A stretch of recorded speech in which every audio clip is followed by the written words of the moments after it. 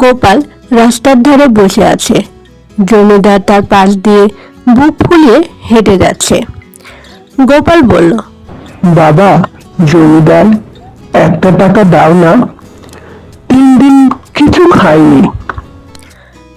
জমিদার বলল, দূর হ অপয়া, সকালে তোর মুখ দেখলে আমার ব্যবসার ক্ষতি হয়, যা এখান থেকে। গোপাল হাসল এবং তার ঝুলি থেকে একটা মাটির ঘটি বের করলো।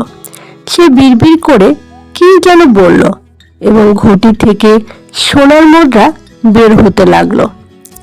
জমিদার আড়াল থেকে তা দেখে অবাক হয়ে গেল।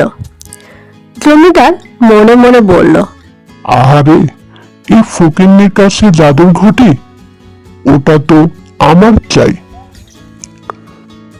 গোপাল বাবা, আমি তো মজা করছিলাম, চলো আমার বাড়িতে, তোমাকে ভালো খাবার দেব, বিনিময়ে ওই ঘটিটা আমাকে দেবে।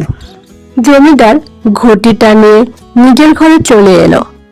গোপাল বিদায় নিল। জমিদার ঘটিটা নিয়ে জোরে জোরে বলতে লাগলো, ঘটি সোনা দাও, ঘটি সোনা দাও। কিন্তু সোনা বের হওয়ার বদলে ঘটি থেকে ঝাঁকে ঝাঁকে মৌমাছি বের হতে শুরু করলো। জমিদারকে কামড়াতে কামড়াতে পুরো ঘর ভরে গেল।